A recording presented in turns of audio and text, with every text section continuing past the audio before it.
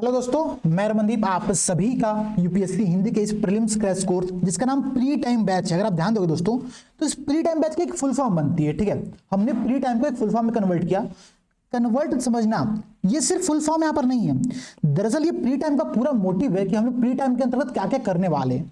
ध्यान से देखना, टू द पॉइंट क्लासेस होंगी सारी की सारी। ठीक है, इंटीग्रेटेड होगा, स्टैटिक पोर्शन और करंट अफेयर्स दोनों शामिल किया जाएगा। और उसके साथ ही साथ भाई देखो, सबसे जरूरी काम क्या होता है ना पूरी प्रिपरेशन की जर्नी में, वो काम ये होता है कि आपको लगातार कॉन्स्टेंटली कोई व्यक्ति पुश करता रहे। ठीक है, अगर हमको कोई पुश नहीं करेगा ना, हम आगे बढ़ना बंद कर देते हैं। बहुत कम ऐसे स्टूडेंट होते हैं और बहुत कम ऐसे लोग होते हैं अपने जीवन में जो कि सेल्फ डिसिप्लिन के अंतर्गत कार्य करते होंगे।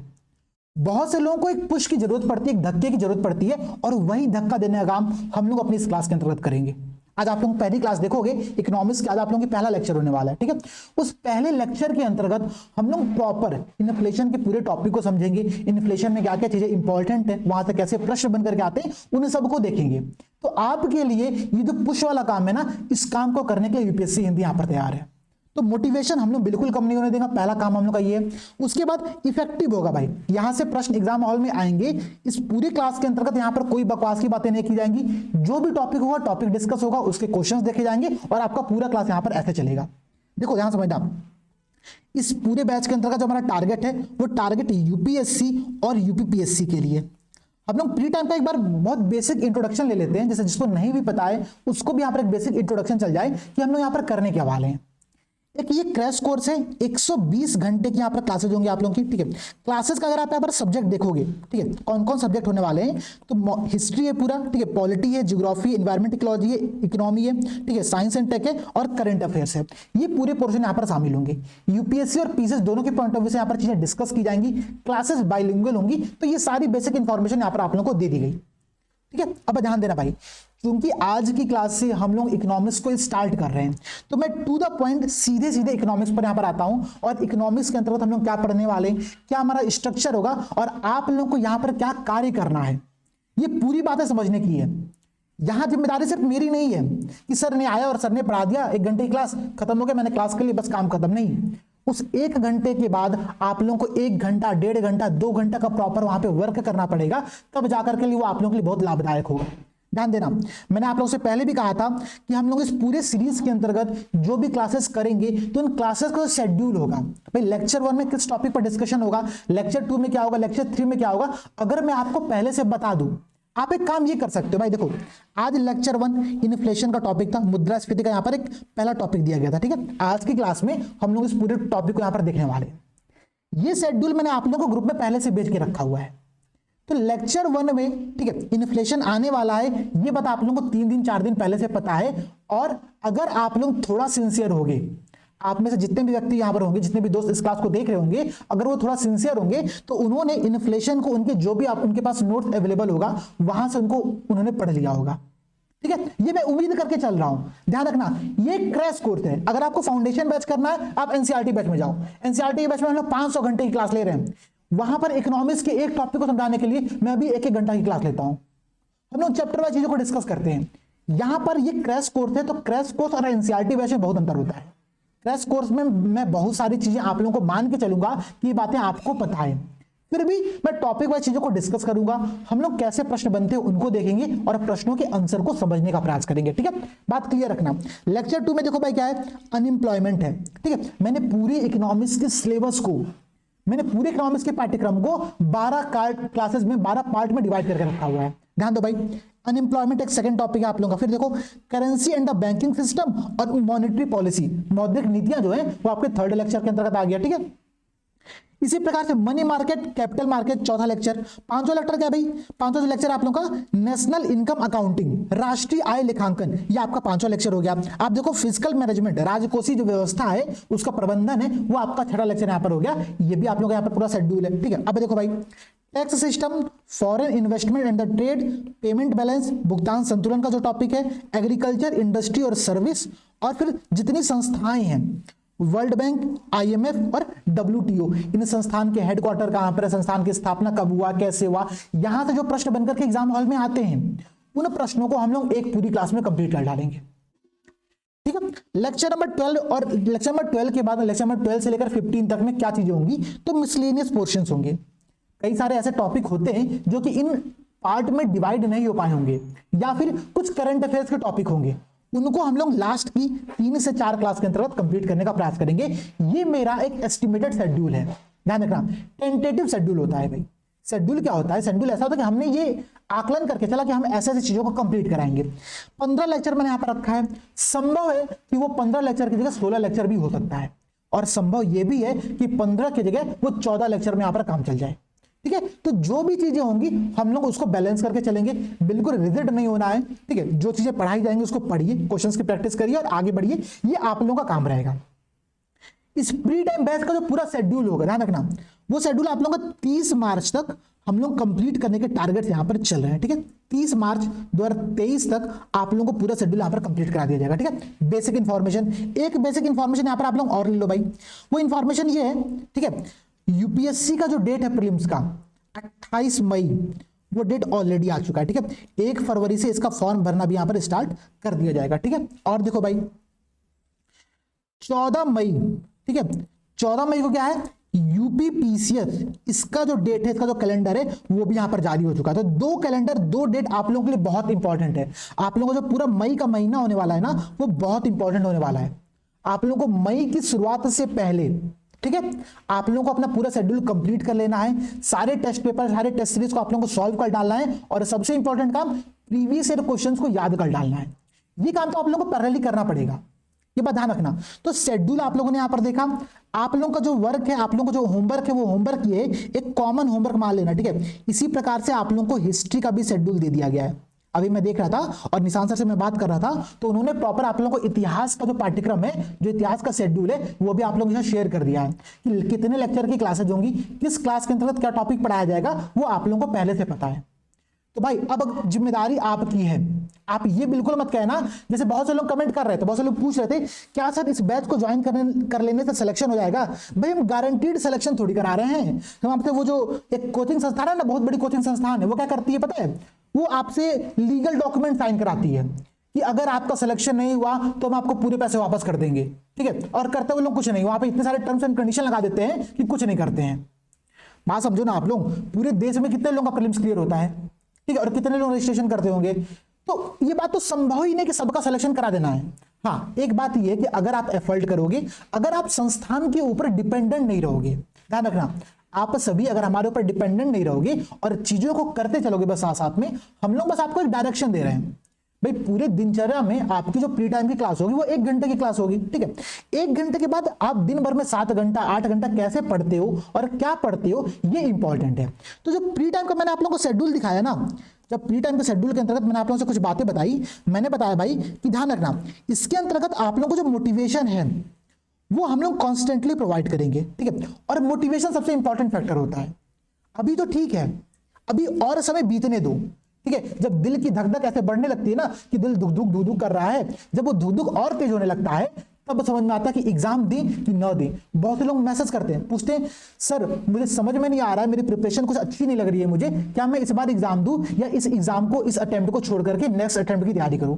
अभी लोग पूछेंगे, लोग फॉर्म भरने के बाद ये बातें पूछते हैं कि सर मैंने फॉर्म भर दिया, क्या अगर मैं एग्जाम देने ना जाऊं तो मेरा अटेम्प्ट काउंट होगा कि नहीं काउंट होगा।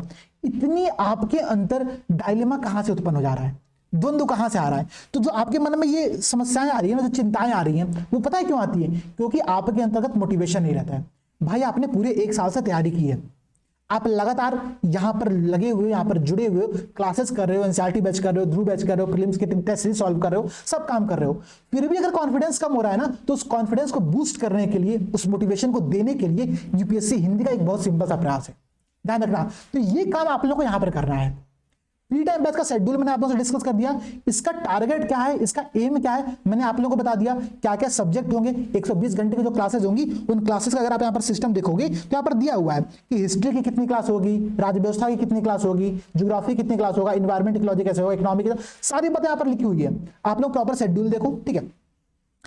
और दूसरी बात, यहां पर ऐसा नहीं है कि मैं आपको बहुत कुछ क्लासेस के सोर्स प्रोवाइड करूंगा, ठीक है, मैं आपको पूरा इकोनॉमिक्स का नोट्स नहीं देने वाला हूं, ध्यान रखना।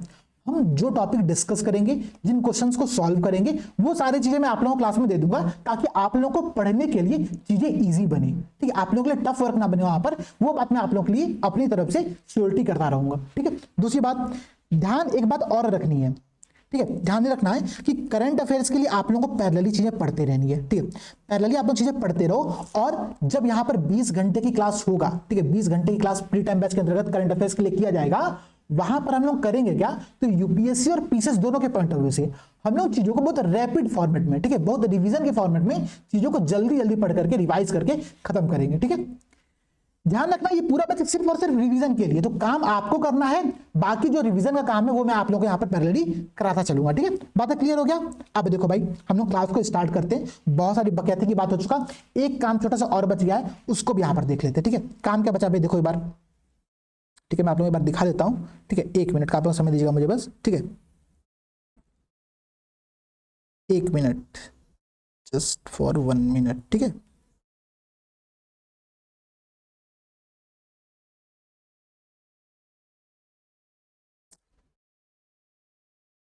मुझे एक ये रहा, ठीक है, ये पीडीएफ रहा हम लोगों का, और इस पीडीएफ के थ्रू में चीज़ों को डिस्कस करने वाला है। ठीक है, ध्यान रखना भाई, यहाँ पर चीज़ें वो नहीं ना हो रही हैं, हो रही हैं। दरअसल क्या होता है ना, जब हम लोग पीडीएफ को यहाँ पर शेयर करते हैं तो पीडीएफ एडिटेबल फॉर्मेट में होता है, और जब पीडीएफ एडिट कर सकते हैं हम लोग, तो जब मैं लिखना स्टार्ट करूँगा ना तो चीज़ें मिक्स हो जाती हैं। ठीक है, और उसी मिक्स से बचने के लिए मैं पीडीएफ को एक बार दोबारा से इंपोर्ट कर ले रहा हूँ ताकि चीज़ें आप लोग को यहाँ पर दिक्कत न करे। ठीक है, ध्यान रखिएगा भाई, ये रहा आप लोगों का पीडीएफ जिसको हम यहाँ पर डिस्कस करने वाले। ठीक है, देखो भाई, बातें समझना, ये है आप लोगों का यूपी पीसीएस का प्रीलिम्स के पूरे पेपर का सेक्शन वाइज एक डिवीजन यहां पर किया गया। ठीक है, ध्यान रखो, कह रहा है क्या, देखो अर्थव्यवस्था का जो पूरा सेक्शन है, इकोनॉमिक्स का जो पूरा सेक्शन है, उस सेक्शन के अंतर्गत, ठीक है, 2021 में यहां से 14 प्रश्न पूछे गए, 2020 में प्रश्नों की संख्या 6 थी, 2019 में 13, फिर 10, फिर 14, ऐसे आप यहां पर प्रश्नों की संख्या देख रहे हो। अगर इसका मैं ऑन एवरेज आंकड़ा लूं तो 11 प्रश्न प्रति ईयर यहां पर पूछे गए इकोनॉमिक्स के सेक्शन से। ठीक है, ध्यान रखना, अर्थव्यवस्था से 11 प्रश्न आप लोगों को औसतन यहां पर पूछे जाते हैं। ठीक है, एक बात समझना, अच्छा इन 11 प्रश्नों में से कुछ प्रश्न ऐसे होते हैं जो कि बहुत टफ होते हैं, उन प्रश्नों को आप लोड मत दो। जो प्रश्न बहुत टफ है ना, वो सबके लिए टफ होते हैं। तो इकोनॉमिक्स एक ऐसा सब्जेक्ट है, एक ऐसा पोर्शन है जो थोड़ा सा टेक्निकल होता है, बस थोड़ा सा टेक्निकल होता है, ध्यान रखना। दरअसल इकोनॉमिक्स की जो स्टडी हम लोग को करनी है उसका नाम है सामान्य अर्थव्यवस्था, यहां पर ध्यान दो, उसका नाम है सामान्य अर्थव्यवस्था, जनरल इकोनॉमी है। हम लोग को बहुत कोई स्पेशल इकोनॉमी नहीं पढ़नी है जहां पर बहुत सारे ग्राफ, बहुत सारे कैलकुलेशंस हम लोग को करने हैं। हम लोग को भारत का बजट तैयार नहीं करना है, हम लोग को इतना इकोनॉमिक्स पढ़ना है कि कोई हमको मूर्ख ना बना सके।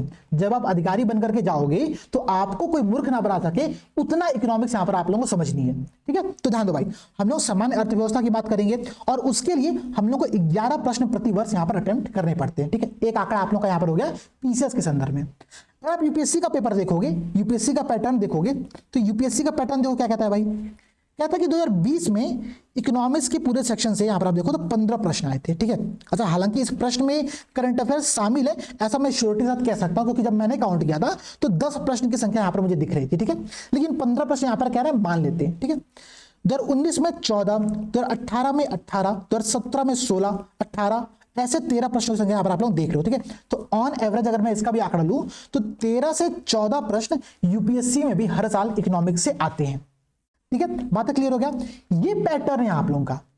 जब आप लोग पेपर अटेम्प्ट करने जा रहे हो तो उस पेपर अटेम्प्ट करने से पहले एक बार ये भी तो देख लो भाई कि किस सेक्शन से कितने प्रश्न आते हैं। अब कोई कहे सर जूलॉजी मैंने बहुत अच्छे से तैयार कर लिया है, अब ये बताए जूलॉजी से कितने प्रश्न आएंगे। अरे भैया ये काम आपको पहले करना है कि जूलॉजी आपके सिलेबस में है भी कि नहीं है, एक बार उसको चेक तो कर लो एटलीस्ट। ठीक है, तो हमने इकोनॉमिक्स को पढ़ने से पहले यहां पर ये चेक कर लिया कितने एवरेज प्रश्न हर साल यहां पर पूछे जाते हैं। बात क्लियर हो गया। अब हम लोग स्टार्ट करते हैं अपनी आज की पहली क्लास को। ध्यान दो भाई, देखो आज का जो हमारा पहला टॉपिक है वो है मुद्रास्फीति का, इन्फ्लेशन का। उससे पहले मैं आपको एक बात बताता हूं, जो इकोनॉमिक्स होती है, ठीक है, जो अर्थव्यवस्था है ना, अर्थव्यवस्था को हम लोग 2 पार्ट में डिवाइड कर सकते हैं। ठीक है, दरअसल हम नहीं डिवाइड कर सकते हैं अर्थव्यवस्था को 2 पार्ट में डिवाइड। ठीक है, एक रैगनर फ्रीस करके एक इकोनॉमिस्ट थे, अर्थशास्त्री थे, उन्होंने किया था। ठीक है, और उनको उसी कारण से नोबेल पुरस्कार दिया गया था। ठीक है, अर्थव्यवस्था को जो पहला नोबेल पुरस्कार दिया गया था अर्थशास्त्र का, इकोनॉमिक्स का, वो नोबेल पुरस्कार इसीलिए दिया गया था कि उन्होंने इकोनॉमिक्स को 2 पार्ट में डिवाइड किया था। ठीक है, कौन कौन सा पार्ट था भाई, एक था माइक्रो इकोनॉमिक्स और एक था आपका मैक्रो इकोनॉमिक्स। ठीक है, माइक्रो क्या होता है, इसको हम लोग हिंदी में कहते हैं व्यष्टि अर्थशास्त्र। ठीक है, माइक्रो मतलब छोटा सा। ठीक है, इकोनॉमिक्स का वो सेक्शन जो कि बहुत छोटा होता है, जहां पर हम बहुत छोटी छोटी बातें करते हैं, छोटी छोटी मगर मोटी बातें। ठीक है, वो होगा आपका माइक्रो इकोनॉमिक्स। मैक्रो इकोनॉमिक्स क्या होगा भाई, इसको हम लोग कहते हैं समष्टि अर्थशास्त्र, जो कि अपने में सब कुछ को समाहित कर लेता है। ध्यान देना, बात समझना, बहुत सिंपल बात बता रहा हूं। माइक्रो इकोनॉमिक्स मतलब ये हो गया कि एक व्यक्ति, एक कंज्यूमर, ठीक है, एक जो कंज्यूमर है, एक जो उपभोक्ता है, वो किस प्रकार से चीजों का उपभोग करता है।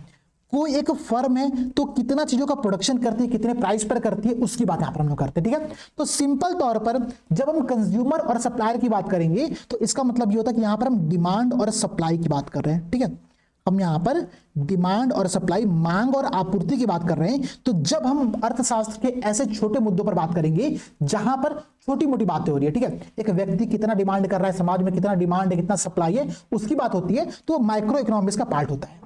मैक्रो इकोनॉमिक्स क्या हो गया भाई, मैक्रो इकोनॉमिक्स, ठीक है, इकोनॉमिक्स का वो सेक्शन होता है जहां पर आप बहुत बड़ी बड़ी बातें करते हो। जैसे कि आप देखो, आप जीडीपी की बात करते हो, ग्रॉस डोमेस्टिक प्रोडक्ट, सकल घरेलू उत्पाद। ठीक है, ग्रॉस नेशनल प्रोडक्ट, सकल राष्ट्रीय उत्पाद। ठीक है, एनएनपी, आप नेशनल इनकम की बात करते हो। ठीक है, आप इन्फ्लेशन की बात करते हो। तो ये जो टॉपिक्स होते हैं ना, जहां पर आप एक देश के तौर पर बात करते हो, भाई मुद्रास्फीति एक परिवार के लिए थोड़ी बढ़ेगा। मैं कहूँ कि नहीं नहीं, मेरे परिवार के जो इन्फ्लेशन है वो बहुत तेजी से बढ़ रहा है, ये सिर्फ मेरे परिवार की घटना नहीं है, ये घटना होगी तो ये पूरे देश की घटना होगी। तो जब हम देश के लेवल पर बात करते हैं, एक बड़ी सोसाइटी के लेवल पर बात करते हैं, तो उसको हम लोग मैक्रो इकोनॉमिक्स के अंतर्गत शामिल करते हैं। ठीक है, तो माइक्रो और मैक्रो इकोनॉमिक्स का जो क्लासिफिकेशन है, इसको आप लोग ध्यान में रखना। हम लोग का जो आज पहला टॉपिक है वो है इन्फ्लेशन, वो मैक्रो इकोनॉमिक्स के अंतर्गत यहां पर आता है। एक बात और समझना भाई, ऐसा नहीं कि माइक्रो और मैक्रो इकोनॉमिक्स दोनों एक दूसरे से इंडिपेंडेंट है, दोनों एक दूसरे से इंटरलिंक्ड होते हैं। जैसे कि कुछ एग्जांपल यहां पर अगर मैं आपको दूं तो थोड़ा समझने का प्रयास करना। ठीक है, मैक्रो इकोनॉमिक्स मतलब गवर्नमेंट की पॉलिसीज। ठीक है, अच्छा ये बताओ, अगर गवर्नमेंट की पॉलिसी चेंज होगी तो क्या माइक्रो इकोनॉमिक्स पर असर पड़ेगा कि नहीं पड़ेगा। मानो गवर्नमेंट ने क्या किया, गवर्नमेंट ने टैक्स बढ़ा दिया, अगर गवर्नमेंट टैक्स को बढ़ाएगी तो ऑब्वियसली बात है कि माइक्रो इकोनॉमिक्स पर असर पड़ेगा, क्योंकि अब लोगों के पास, लोगों को कर देने के लिए अधिक पैसा खर्चा करना पड़ रहा है, गवर्नमेंट को टैक्स देने के लिए अधिक पैसा खर्चा करना पड़ रहा है। और जब लोग अपने टैक्स का हिस्सा बहुत ज्यादा देंगे यहां पर, तो उनके लिए, ठीक है, किसी वस्तु की डिमांड करने के लिए या फिर उपभोग करने के लिए, कंजम्पशन करने के लिए पैसों की संख्या कम बचेगी, तो डिमांड पर यहां पर असर पड़ेगा। ठीक है, इसी प्रकार से जब डिमांड बढ़ेगा या फिर सप्लाई बढ़ेगी तो उसको मैनेज करने के लिए, उसको कंट्रोल करने के लिए मैक्रो इकोनॉमिक्स यहां पर भूमिका आती है। तो माइक्रो और मैक्रो इंटरलिंक्ड होते हैं, हालांकि हमने पढ़ने के पॉइंट ऑफ व्यू से, हमने चीजों को समझने के पॉइंट ऑफ व्यू से उनको अलग अलग क्लासिफाइड यहां पर कर दिया। ठीक है, बहुत बेसिक बात है, आगे बढ़ते हैं। देखो भाई, अगला टॉपिक यहां पर क्या कह रहा है। ठीक है, अच्छा उस अगले टॉपिक से पहले यहां पर हम एक बात और समझते हैं। वो बात ये है कि जीडीपी क्या होता है। ठीक है, जीडीपी एक बहुत बेसिक टर्म है, एक बार उसको भी आप लोग समझ लो। ठीक है, कई बार जीडीपी का नाम आप सबने अपने पूरी दिनचर्या में, लाइफ में सुना होगा, जीडीपी क्या होती है। देखो जीडीपी की अगर मैं बात बताऊं, सकल घरेलू उत्पाद, ठीक है, तो यहां पर इंपॉर्टेंट क्या होता है ना, कि प्रोडक्शन कहां पर हो रहा है। ठीक है, प्रोडक्शन कहां पर हो रहा है ये इंपॉर्टेंट होता है। ठीक है, अच्छा ग्रॉस नेशनल प्रोडक्ट क्या होता है, यहां पर इंपॉर्टेंट क्या होता है कि प्रोडक्शन कर कौन रहा है। जैसे कि एग्जाम्पल के तौर पर जीडीपी मतलब कि किसी एक देश की सीमा के अंतर्गत, किसी एक देश की बाउंड्री के अंतर्गत कितना वस्तु का उत्पादन हो रहा है, और वो जो वस्तु को हम काउंट करते हैं वो फाइनल गुड्स होने चाहिए। मतलब फाइनल गुड्स क्या होते हैं भाई, अंतिम वस्तुएं क्या होती हैं, ध्यान रखना।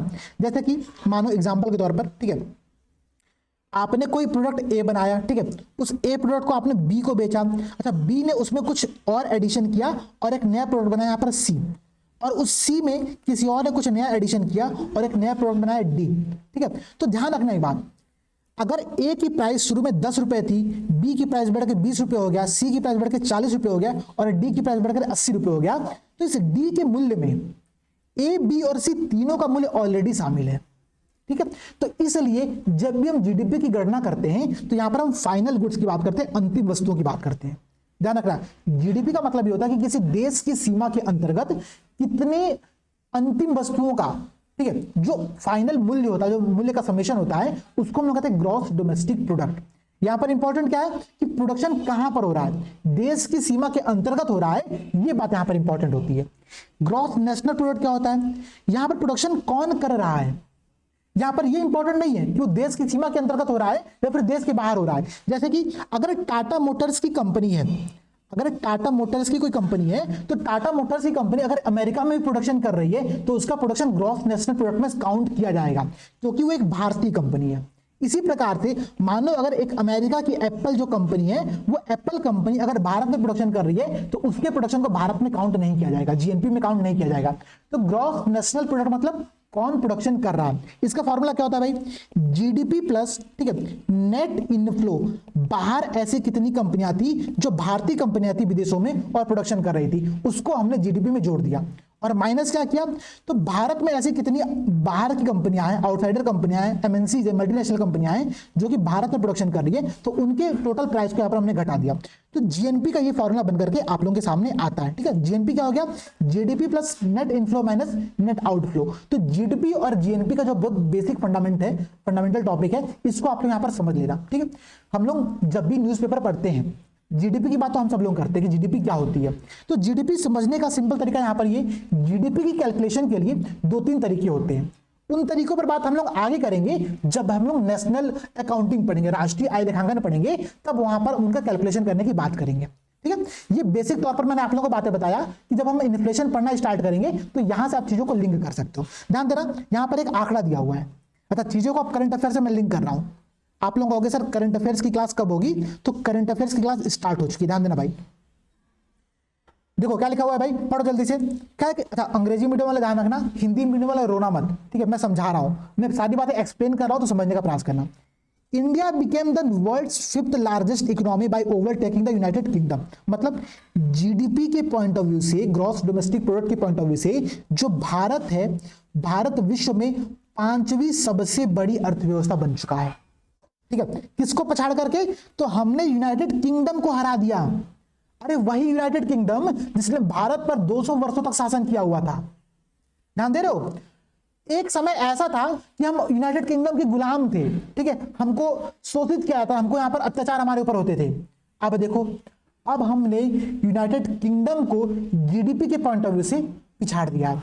ये कोटेशन मेरा नहीं है, ये कोटेशन आप उसको दे सकते हो भाई। अभी जो मैं तत्कालीन सरकार है ना, आप कह सकते हो कि उस सरकार के जो स्पोक पर्सन होंगे वो ऐसी बातें कर रहे होंगे। बातें सही है, हमने यूनाइटेड किंगडम को पिछाड़ करके हम 5वीं सबसे बड़ी अर्थव्यवस्था यहां पर बन चुके हैं, उसकी बात यहां पर कह रहा है। ध्यान देना, मैं अभी इस टर्म में क्या एक द्वंद्व है उसको समझाने का प्रयास करूंगा आप लोगों से। ठीक है, देखो अभी यूनाइटेड स्टेट नंबर 1 पर है, चाइना नंबर 2 पर है, ठीक है, जापान नंबर 3 पर है, जर्मनी नंबर 4 पर है, और भारत यहां पर आप लोगों का 5वें नंबर पर शामिल हो चुका है। ठीक है, तो ये बात बहुत क्लियर तौर पर नोट कर लो कि भारत क्या है। ठीक है, ठीक है, हम 5वें नंबर पर यहां पर शामिल हो चुके हैं, ये बात यहां पर आप लोग नोट कर सकते हो। ठीक है, बहुत इंपॉर्टेंट पॉइंट मैं आप लोगों से डिस्कस कर रहा हूं। अब देखो भाई, अब देखो यहां पर एक बहुत इंपॉर्टेंट पॉइंट मैं आपसे और डिस्कस कर रहा हूं। डिस्कस ये कर रहा हूं कि अभी जो हमारा अनुमान लगाया जा रहा है, ठीक है, आप यहां पर देखो, तो ये जो ब्लैक वाली लाइन है ना, जो ब्लैक वाली लाइन है, ठीक है, ये इंडिया के अभी की करंट जो स्टेटस है उसकी बात यहां पर कर रहा है। ठीक है, कि भारत का जीडीपी किस प्रकार से बढ़ रहा है, और ये ऊपर जो लाइन है ये आपकी यूनाइटेड किंगडम की यहां पर लाइन दी गई है करंट प्राइस पर भी। ठीक है, तो दोनों के जीडीपी का आप यहां पर आकलन दे सकते हो। अभी प्रेजेंट टाइम में कोविड के टाइम पर क्या हुआ, हम धीरे धीरे वहां पर आगे बढ़ने का प्रयास कर रहे हैं, और 2029 तक यहां पर आप देखोगे तो 2029 तक हम 3rd लार्जेस्ट इकोनॉमी बनने के प्रोसेस में शामिल है यहां पर। ठीक है, 3rd लार्जेस्ट इकोनॉमी यहां पर बन सकते हैं, ऐसी बात यहां पर दी जा रही है। बातें क्लियर हो गया। ये भारत के संदर्भ में कुछ इंपॉर्टेंट पॉइंट था, करंट अफेयर से लिंक था, आप इसको यहां पर नोट कर सकते हो। बातें क्लियर। लेकिन यहां पर है एक बहुत छोटी सी बात जिसको समझना हमारे लिए बहुत जरूरी है। हमने अभी तो खुशी मना लिया, हमने अपने सीने को 56 इंच का कर लिया है जब हमने ये कहा कि हमने यूनाइटेड किंगडम को पिछाड़ दिया है। यहां पर एक इंपॉर्टेंट पॉइंट दोस्तों ये है कि भारत को, अगर हम भारत के जीडीपी को पर कैपिटा कैलकुलेट करें, ठीक है, जनसंख्या से डिवाइड करें, कैलकुलेट करें, तो हम बहुत पीछे चले आते हैं। आप देखो United kingdom per capita GDP कितना है, एक व्यक्ति पर कितना जीडीपी है, $30,000। ठीक है, अब यहां पर देखो भारत की कंडीशन, आप यहां पर देखो कहां पर है, भारत कितना नीचे है। ठीक है, भारत कितना नीचे, सॉरी ये जो मैंने आपको आंकड़ा दिखाया ये आंकड़ा यूनाइटेड किंगडम का था। जिस यूनाइटेड किंगडम को हम पिछाड़ करके जीडीपी में आगे बढ़ चुके हैं, 5वें नंबर पर आ चुके हैं, उसको कंपेरिजन अगर हम प्रति कैपिटा करें, बात समझना, मानो एक परिवार है, ठीक है, एक फैमिली है जिसका नाम है ए, एक फैमिली है बी, ठीक है। फैमिली ए में 4 मेंबर है और फैमिली बी में 10 मेंबर है, ठीक है। अच्छा, फैमिली ए की जो टोटल इनकम है वो है 10,000 रुपए। फैमिली ए की टोटल इनकम कितनी है? 10,000 रुपए। फैमिली बी की टोटल इनकम कितनी है? वो 11,000 रुपए। क्या ये बात सेलिब्रेट करने की है? बिल्कुल नहीं। बात समझ रहे हो आप लोग? रियलिटी समझना, ये बात सेलिब्रेट करने की नहीं है, क्योंकि अगर हम ए की फैमिली में कैलकुलेट करें तो पर कैपिटा यहां पर जो इनकम है वो देखो कितनी है? 2,500 रुपए, ठीक है, 2,500 रुपए। लेकिन अगर हम यहां पर इस बी फैमिली में कैलकुलेट करें तो 1,100 जो रुपए है वो प्रति कैपिटा यहां पर इनकम है। तो यही अंतर यूनाइटेड किंगडम और भारत के संदर्भ में अभी आ रहा है। हमने एक तरफ खुशी तो मना लिया, लेकिन हमको ये बात भी सोचना है कि जब हम रियल ग्राउंड पर बात करते हैं, हम पर कैपिटा के टर्म में बात करते हैं, तो हम यूनाइटेड किंगडम से बहुत पीछे हैं और हमको अगर आगे बढ़ना है तो हमको कुछ डेवलपमेंट यहां पर करने पड़ेंगे, ठीक है। एक बेसिक पॉइंट था, मैंने आप लोगों से डिस्कस कर दिया। इस पॉइंट को आप लोग नोट कर सकते हो, करंट अफेयर्स के अंतर्गत बहुत इंपॉर्टेंट टॉपिक यहां पर ये दिया गया है, ठीक है। आप देखो भाई, इसके बाद अगर हम आगे बढ़े और इन्फ्लेशन की बात करें तो इन्फ्लेशन देखो होता क्या है। आपको पता है कि अगर किसी वस्तु और सेवा के, ठीक है, किसी वस्तु एंड सर्विस, ठीक है, सेवा की अगर प्राइस में वृद्धि हो रही है तो उसको हम लोग कहते हैं इन्फ्लेशन, मुद्रास्फीति कहा जाता है, ठीक है। मुद्रास्फीति के बढ़ने के 2-3 कारण हो सकते हैं, ठीक है। मुद्रास्फीति बढ़ने के 2-3 कारण हो सकते हैं। कारण क्या हो सकता है भाई? मानो लोगों की इनकम बढ़ गई, ठीक है, मानो लोगों की इनकम बढ़ गई, 2-3 कारण यहां पर इसके हो सकते हैं। बात को आप लोग थोड़ा सा और समझना, इन्फ्लेशन का जो रियल इंपैक्ट है ना वो पड़ेगा गरीबों के ऊपर।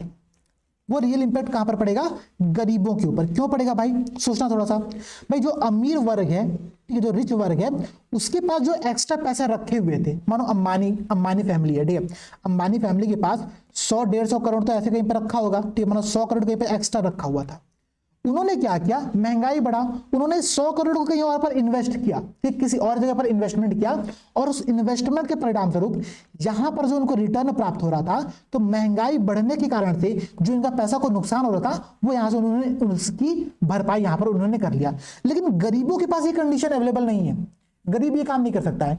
तो सबसे ज्यादा, ठीक है, सबसे ज्यादा जो इन्फ्लेशन का इंपैक्ट पड़ता है वो गरीबों के ऊपर पड़ता है, ठीक है, गरीबों के ऊपर पड़ता है। एक पॉइंट यहां पर आप लोग के लिए ये इंपॉर्टेंट था। अच्छा, इन्फ्लेशन क्या होता है बात आप लोग समझ गए। अब 2-3 पॉइंट और समझो।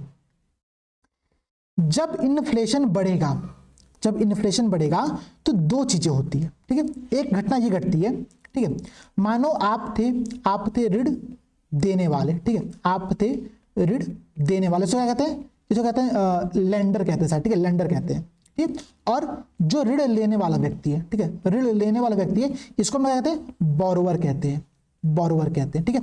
इन पर क्या इंपैक्ट पड़ता है ना, इसको समझना बहुत जरूरी है, क्योंकि यहां से प्रश्न एग्जाम में बनकर के आते हैं। एक बार सोचो भाई, ठीक है, मानो अगर मैं कंपैरिजन आपको कराऊं, आपको कुछ नहीं पता है, आपको बिल्कुल नहीं पता है कि इन्फ्लेशन बढ़ेगा तो ऋण देने वाले पर क्या इंपैक्ट पड़ेगा या फिर ऋण लेने वाले पर क्या इंपैक्ट पड़ेगा, तो समझने का तरीका देखो, कैसे समझेंगे चीजों को, कैसे याद करेंगे, उसका बात समझो यहां पर आप लोग, ठीक है। मान लो 1990 में मेरे पिताजी ने, ठीक है, मेरे पिताजी ने 100 रुपए का उधार किसी एक व्यक्ति को दिया, ठीक है। अच्छा, 2022 में, वर्ष 2022 में उस व्यक्ति ने कहा कि आपने मुझे 100 रुपए का उधार दिया था, मैं आपको यहां पर 100 रुपए क्या करता हूं? वापस कर देता हूं, ठीक है, मैं आपको 100 रुपए क्या करता हूं? यहां पर वापस कर देता हूं। आप बताओ किसको फायदा हुआ और किसको नुकसान हुआ? क्या 1990 में जो 100 रुपए की वैल्यू थी, आज 2022 में 100 रुपए की वही वैल्यू है? बिल्कुल नहीं। क्यों भाई? पहले आप 100 रुपए में, ठीक है, आप 100 रुपए में 100 किलो गेहूं खरीद सकते थे, ठीक है, प्लस 50 किलो चावल खरीद सकते थे, ठीक है, प्लस आप और अभी जो लग्जरी आइटम होगा उसको भी यहां पर खरीद सकते होंगे, ठीक है। मैं एक एग्जांपल दे रहा हूं, ध्यान रखना, आप लोग दिल पर मत ले लेना कि सर इतना चीजें खरीद कैसे सकते थे, ठीक है। मैं एक एग्जांपल दे रहा हूं, समझने का थोड़ा सा प्रयास करो आप लोग। उस समय 100 रुपए की वैल्यू बहुत ज्यादा थी, उसकी जो परचेजिंग पावर था ना, खरीदने की जो क्षमता थी, जो क्रय क्षमता थी, वो बहुत ज्यादा थी। पहले हम 100 रुपए लेकर अगर मार्केट जाते हम बहुत सामान लेकर के आ सकते थे। आपको अगर याद होगा, मैं आपके एग्जांपल आपसे रिलेट करने का प्रयास करता हूं, ठीक है। आप में से बहुत से लोग ऐसे होंगे जो कि 90s में जन्मे होंगे, ठीक है, 1990 के अराउंड में जन्मे होंगे, तो उनको पता होगा आप जब दशहरा मेले घूमने जाते थे और आपको घर से 50 रुपए भी अगर मिल जाते थे ना, आप तो उस 50 रुपए में आप कितना खुश होते थे और 50 रुपए में कितने सारे सामान लेकर के आते थे। आज आपको कोई दशहरा मेला घूमने के लिए 50 रुपए दे, आप कहोगे ये क्या दे रहा है भाई, ये तो मतलब मैं इतना पैसा तो मैं गरीब को दान दे देता हूं, ठीक है, इतना पैसा तो मैं गरीब को दान देता हूं, ऐसा हम सोच सकते हैं। तो उस पैसे की परचेसिंग पावर क्या हो जाती है, कम हो जाती है जब भी इन्फ्लेशन बढ़ता है। अगर इन्फ्लेशन बढ़ा, एग्जाम्पल के तौर पर मानो भाई आज किसी फोन की कीमत है 9,000 रुपए, ठीक है, इन्फ्लेशन बढ़ा, महंगाई बढ़ी, उस फोन की कीमत हो चुकी है 12,000 रुपए, ठीक है, 12,000 रुपए, ठीक है। तो सिंपल सी बात है कि उस पैसे की क्रय क्षमता यहां पर क्या हो गई, कम हो गई। एग्जाम्पल थोड़ा सा मैं और रिलेट करता हूं, इस 12,000 को हटाओ यहां पर आप लोग और इसको कर लो 18,000 रुपए, ठीक है, 18,000 रुपए। पहले एक मोबाइल फोन की कीमत जो थी वो थी 9,000 रुपए, अब बढ़ करके हो चुकी है 18,000 रुपए। अब थोड़ा समझना आप लोग यहां पर बात को, ठीक है। पहले आप लोग 18,000 में 2 फोन खरीद सकते थे, ठीक है, अब सिर्फ 1 फोन खरीद सकते हो। इसका मतलब क्या हुआ कि यहां पर पैसे की जो परचेसिंग पावर था, जो क्रय क्षमता थी, वो कम हो गया। तो इन्फ्लेशन का जो इंपैक्ट पड़ता है वो इस प्रकार से पड़ता है। और इसी कारण से ऋण देने वाले व्यक्ति को क्या होता है, यहां पर नुकसान होता है, और जो व्यक्ति ऋण लिया रहता है उसको यहां पर लाभ होता है, ठीक है, उसको यहां पर लाभ होता है। तो नुकसान और लाभ के ये बीच में जो संबंध है इसको आप लोग समझना। इस पर प्रीवियस ईयर में कई बार प्रश्न पूछा गया है और आगे भी प्रश्न यहां पर आ सकता है, ठीक है। बहुत छोटा टॉपिक था, मैंने बहुत सिंपल अर्थों में समझाया, समझने का प्रयास करना, ठीक है। अब बात समझो भाई, ये इन्फ्लेशन का एक इंपैक्ट था जिसको आपने देखा। अच्छा, इन्फ्लेशन की अगर मैं टाइप्स की बात करूं, ठीक है, इन्फ्लेशन की अगर मैं टाइप्स की बात करूं, प्रकार की बात करूं, हम लोग 2 प्रकार से इसको डिवाइड कर सकते हैं, ठीक है। एक प्रकार क्या होगा भाई, एक प्रकार इसके कारण की बेस्ड होगा, इसके रीजन की बेस्ड होगा कि किस कारण से इन्फ्लेशन यहां पर क्या हो रहा है, बढ़ रहा है, ठीक है। एक प्रकार यहां पर हम लोग इस प्रकार से डिवाइड कर सकते हैं। एक प्रकार कैसे हम कर सकते हैं भाई, एक कैसे क्लासिफिकेशन कर सकते हैं, तो क्लासिफिकेशन आप लोग रेट के आधार पर कर सकते हैं कि इन्फ्लेशन की रेट कितनी है। न्यूज सुनते हो ना आप लोग, ठीक है, न्यूज सुनते हो ना कि अभी विपक्षी पार्टी ने कहा कि भारत में मुद्रास्फीति की जो दर है वो बहुत तेजी से बढ़ रही है। तो वहां पर जिस रेट की हम बात करते हैं, जिस दर की बात करते हैं, उस दर के आधार पर भी हम लोग इन्फ्लेशन को डिवाइड कर सकते हैं कई पार्ट में। बात क्लियर है, एक बार समझने का फिर से प्रयास करना। कारण के आधार पर जिस प्रकार से हम इन्फ्लेशन को डिवाइड करते हैं उसका तो पहला क्लासिफिकेशन होता है, उसको हम लोग कहते हैं डिमांड पुल इन्फ्लेशन, ठीक है, इसको हम लोग कहते हैं मांग प्रेरित मुद्रास्फीति, ठीक है। एक होता है आपका यहां पर कॉस्ट पुश इन्फ्लेशन, ठीक है। कॉस्ट पुश इन्फ्लेशन क्या होता है भाई, यहां पर आपका लागत प्रेरित मुद्रास्फीति होती है, ठीक है। और एक होता है जिसको हम लोग संरचनात्मक मुद्रास्फीति कहते हैं, संरचनात्मक या फिर हम लोग कहते हैं स्ट्रक्चरल, ठीक है, स्ट्रक्चरल इन्फ्लेशन कहते हैं। आप लोग पैरेलली नोट बनाते चलना। दूसरी बात, जो भी यहां पर मैं चीजें लिख रहा हूं ये पूरी की पूरी पीडीएफ में आप लोगों को शेयर कर दूंगा क्लास के अंतर्गत, ताकि अगर आपको कोई दिक्कत महसूस हो, आपको लगे कि सर ने यहां पर क्या बताया था, एक बार मैं देख लेता हूं, तो ये पीडीएफ में आप लोगों को शेयर करूंगा। यही पीडीएफ आप लोग देख करके अपना काम चला सकते हो, ठीक है। प्रॉपर नोट्स बनाने के चक्कर में पढ़ना भी मत। आप सोचोगे ना कि सर फ्री टाइम के लिए मैं प्रॉपर नोट बना लेता हूं, उस चक्कर में मत पढ़ो। जो चीजें बताई जा रही है उनको समझो, जो चीजें समझ में नहीं आ रही है उसका नोट बना लो, ताकि ये पीपीटी आप लोगों के साथ शेयर रहेगी, आप लोग वहां पर पढ़ सकते हो चीजों को, ठीक है। देखो भाई, डिमांड पुल इन्फ्लेशन क्या है भाई, और ये कब उत्पन्न होगा, ठीक है। ये उत्पन्न तब होगा जब मार्केट में किसी वस्तु को लेकर के, किसी सेवा को लेकर के उसकी मांग में वृद्धि हो, मांग में वृद्धि हो। भाई समझने का प्रयास करो, एग्जाम्पल दे रहा हूं, बहुत सिंपल एग्जाम्पल है, ठीक है। मानो 1 केजी, ठीक है, पनीर, 1 केजी पनीर खाने की बात होता है, थोड़ा सा ठंडी का मौसम है, ठीक है, पेट पूजा की बात बहुत जरूरी है, ठीक है। तो खाने की बात यहाँ पर हम लोग कर लेते हैं। 1 किलो पनीर की कीमत कितनी है, 100 रुपए। आप कहोगे सर ये किस दुनिया में आप रहते हो, अरे नहीं भाई, मेरे यहाँ भी पनीर की कीमत 300 साढ़े 300 रुपए चलती है, ठीक है, मैं 350 रुपए लिख देता हूँ, ठीक है, आप लोगों को दिल पर नहीं लेना है। 1 किलो पनीर की कीमत कितनी है, 350 रुपए यहाँ पर है। अच्छा सोचो भाई, अगर शादी का समय आ जाए, ठीक है, विंटर सीजन में क्या होता है, मैरिज का रेट अपने आप बढ़ जाता है, पता नहीं क्यों, शादी ठंडी में क्यों ज्यादा होती है मुझे नहीं पता, लॉजिक कुछ होते होंगे अपने अपने। यहां पर जिस लॉजिक की बात करो उस बात को समझने का प्रयास करना। शादी के टाइम क्या होगा, पनीर की जो डिमांड होगी, जो इसकी जो मांग होगी वो बढ़ेगी, और जैसे मांग बढ़ती है आपको पता है ये जो प्राइस होता है ये बढ़ करके 500 रुपए किलो हो जाता है। ये बात आपने देखा है ना, इसको हम लोग कहते हैं मांग प्रेरित मुद्रास्फीति, डिमांड पुल इन्फ्लेशन कहा जाता है। बात क्लियर हो गया, बहुत सिंपल सी बात बता रहा हूं। अच्छा दूसरी बात, ये तो बहुत छोटा कारण हो गया।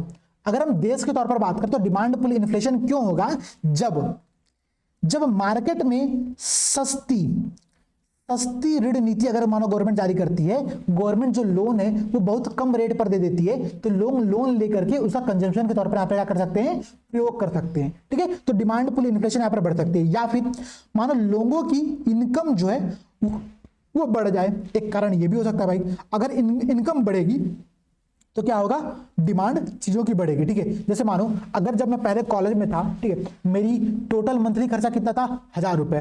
ठीक है, 1000 रुपए मिलते थे मुझे घर से। मैं जब IIT में रहता था ना, तो मुझे घर से सिर्फ 1000 रुपए मिलते थे, उससे ज्यादा घर में अभी किसी की मतलब कंडीशन भी नहीं था, इकोनॉमिकल कंडीशन बहुत खराब थी हम लोगों के यहाँ पर।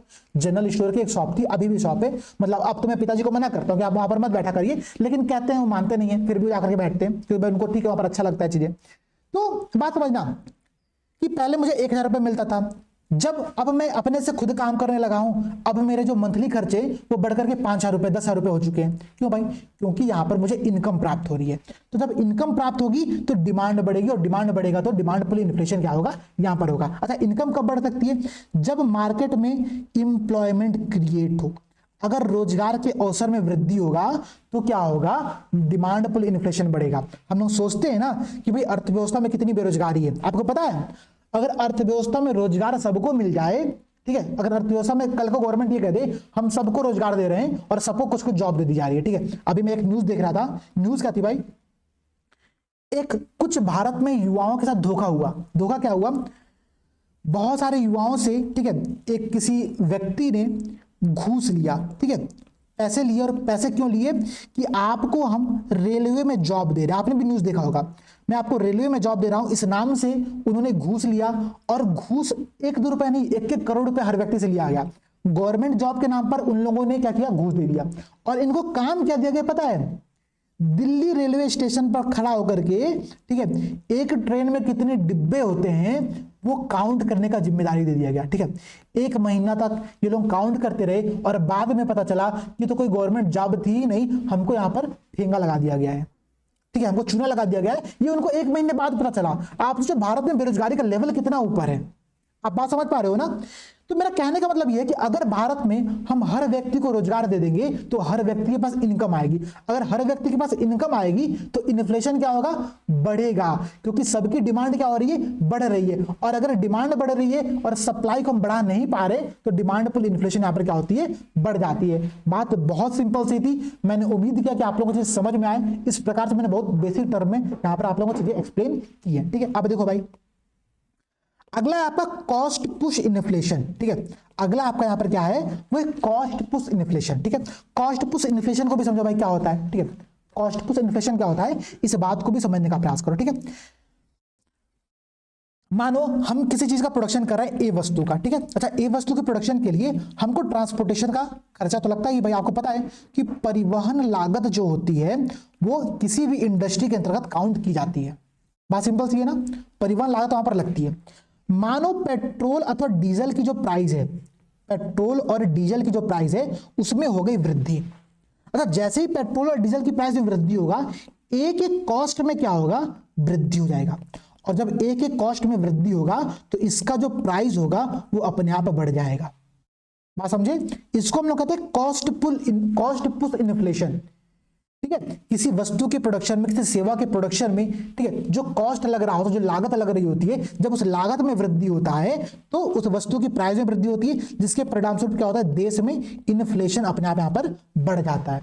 बहुत सिंपल सी बात थी, समझ में आ गई, आगे बढ़ते हैं। ठीक है, अगला क्या है भाई, स्ट्रक्चरल इन्फ्लेशन है। ठीक है, स्ट्रक्चरल इन्फ्लेशन है। अच्छा, मेरी इंग्लिश थोड़ी सी वीक है भाई, तो अगर मैं स्पेलिंग मिस्टेक कर रहा हूँ माफी कर देना। ठीक है, मैं पहले बोल दे रहा हूँ, माफ कर देना, कोई जरूरत नहीं है। ठीक है, कि सर आपने स्पेलिंग मिस्टेक कर दिया। ठीक है, हालांकि बता सकते हो, बताओगे तो मुझे समझ में आएंगी चीजें, बाकी ठीक है। देखो भाई, स्ट्रक्चरल इन्फ्लेशन क्या होता है तो समझने का प्रयास करना आप लोग।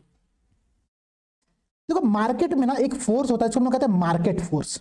ठीक है, एक हम लोग कहते हैं मार्केट फोर्स, बाजार की शक्तियां।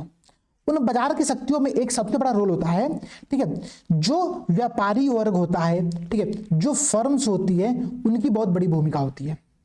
अब एग्जांपल के तौर पर समझना, मानो स्ट्रक्चरल इन्फ्लेशन कब उत्पन्न होता है, जब समाज में सुविधाओं की कमी होती है। जैसे मानो कोल्ड स्टोरेज, ठीक है, अगर कोल्ड स्टोरेज नहीं रहेगा तो सब्जियां क्या होंगी, सड़ेंगी, और जैसे सड़ेंगी तो क्या होगा, इन्फ्लेशन बढ़ेगा क्योंकि सप्लाई यहां पर अपने आप कम हो गई है। ठीक है, बात आप लोग समझ रहे हो। इसका एक और कारण होता है, वो कारण होता है होल्डिंग। ठीक है, हम क्या करते हैं ना, कई बार जो व्यापारी होते हैं वो जमाखोरी कर लेते हैं। ठीक है, व्यापारी अपना कार्टेल बना लेते हैं, ठीक है, संगठन बना लेते हैं, और संगठन बनाकर क्या करते हैं कि लोगों से, ठीक है, मानो एग्जाम्पल के तौर पर समझा रहा हूं आप लोगों को, मानो क्या हुआ कि 100 किलो प्याज का प्रोडक्शन हुआ, मान लो देश में 100 किलो प्याज का प्रोडक्शन हुआ। जनरली ऐसी घटनाएं घटती हैं, इसीलिए मैं आपको रियल लाइफ के एग्जांपल से लिंक करने का प्रयास करूं। ठीक है, मानो 100 किलो प्याज का प्रोडक्शन हुआ। जितने भी व्यापारी थे जो मार्केट में आपकी कॉलोनी के अगल बगल सब्जी वाले थे, उन्होंने कहा कि हम अपना एक समूह बना लेते हैं, और समूह बना करके हम आने वाले 4-5 दिन तक मार्केट में प्याज लेकर के जाएंगे ही नहीं। जब मार्केट में प्याज नहीं आएगा तो क्या होगा, प्याज की डिमांड बढ़ेगी। लोग जहां पर 10 रुपए किलो प्याज खरीद सकते थे, अब उसकी कीमत बढ़ के 15 रुपए हो गई है। 15 रुपए लोग देने को तैयार है, फिर भी प्याज नहीं मिल रहा है। फिर लोग 20 रुपए देने को तैयार हो गए, फिर भी प्याज नहीं मिल रहा है। 25 रुपए, फिर भी नहीं मिल रहा है। फिर 100 रुपए देने को तैयार हो जाएंगे। तब जाकर क्या करेंगे, सब जो समूह था, कार्टेल जो था इन व्यापारियों का, वो कहेंगे अच्छा अब मार्केट में धीरे धीरे प्याज को लॉन्च करो, और जब धीरे धीरे मार्केट में प्याज आएगा तो 100 रुपए किलो पर उस प्याज को बेचेंगे।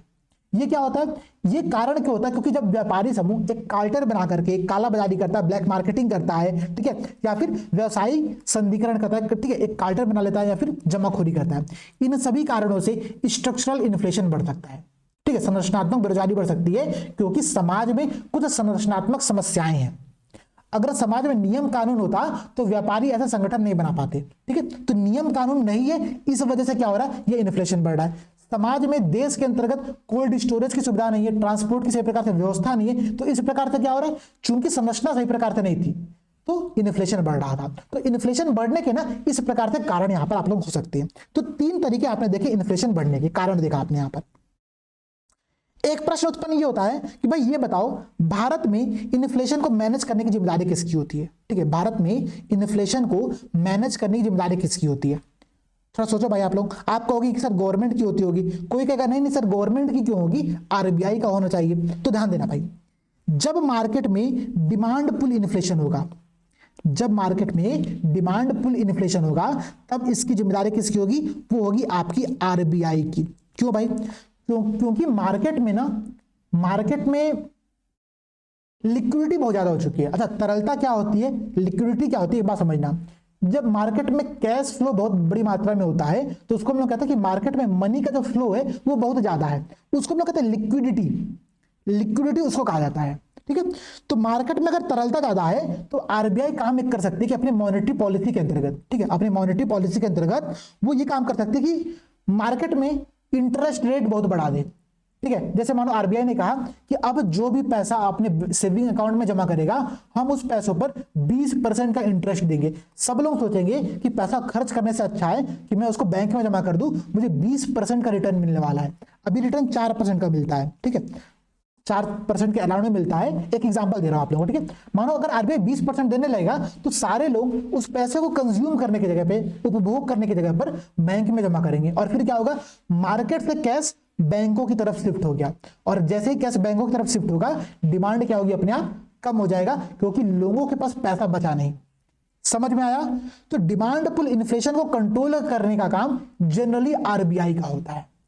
लेकिन यहां पर भी अगर गवर्नमेंट थोड़ा सा नौटंकी कर दे ना, गवर्नमेंट थोड़ा सा अगर अपना वाला कांड कर दे कुछ कुछ, ठीक है, तो क्या होता है कि आरबीआई की जो पॉलिसी होती है, आरबीआई का जो स्कीम होता है, वो यहां पर बर्बाद हो जाता है। मानो गवर्नमेंट कहे कि ठीक है आप इंटरेस्ट रेट बढ़ा लो, हम क्या करेंगे, हम सार्वजनिक व्यय में वृद्धि करेंगे, और जैसे गवर्नमेंट अपने एक्सपेंडिचर में वृद्धि करती है, सोशल वर्क में वृद्धि करती है, फिर से महंगाई बढ़ने लगती है, क्योंकि मार्केट में फिर से क्या हो गया, पैसों का फ्लो आ गया। भाई आरबीआई के पास जो पैसे आएंगे वो घूम फिर करके गवर्नमेंट के पास ही तो आएगा ना, और गवर्नमेंट फिर से उसको मार्केट में डाल देगी, और जैसे मार्केट में डालेगा फिर से इन्फ्लेशन आ जाएगा।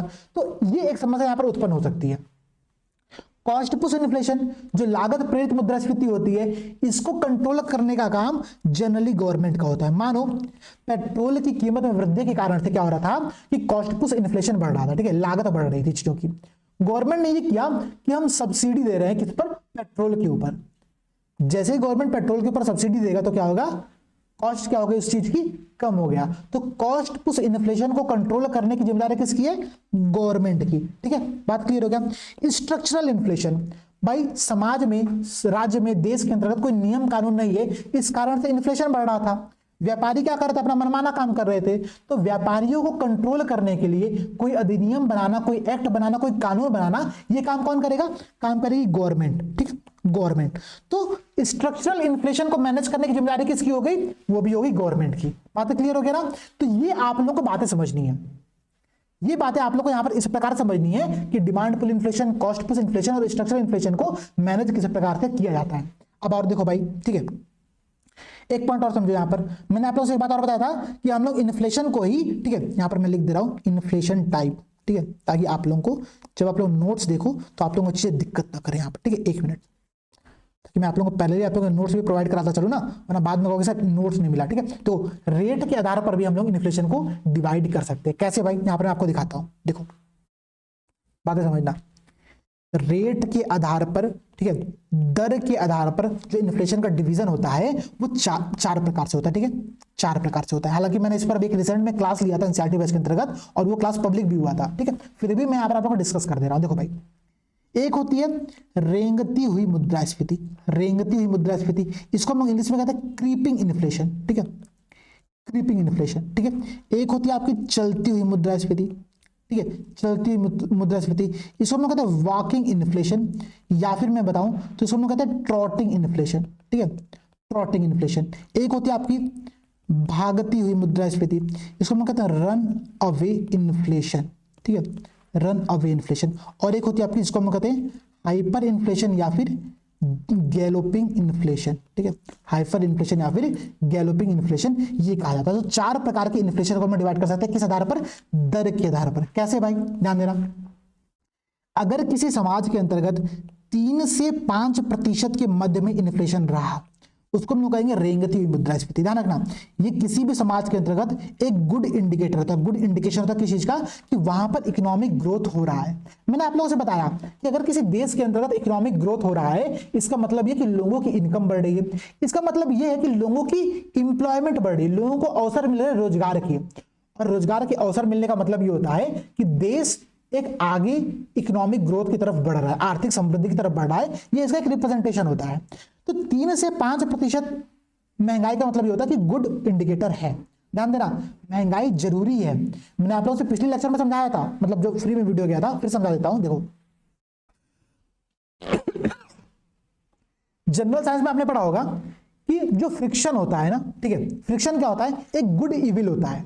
मतलब एक ऐसी चीज होती है जो कि हमारे स्पीड को, हमारे एनर्जी को खाती है, लेकिन जरूरी है। अगर फ्रिक्शन नहीं रहेगा आप चल नहीं पाओगे, ठीक है, और फ्रिक्शन आपको चलने से रोकता भी है। इसी प्रकार से जो इन्फ्लेशन होती है वो इकोनॉमिक ग्रोथ के लिए अच्छी होती है, लेकिन अगर इन्फ्लेशन ज्यादा हो जाए तो जो इकोनॉमिक ग्रोथ होता है उसको प्रभावित करती है, ठीक है।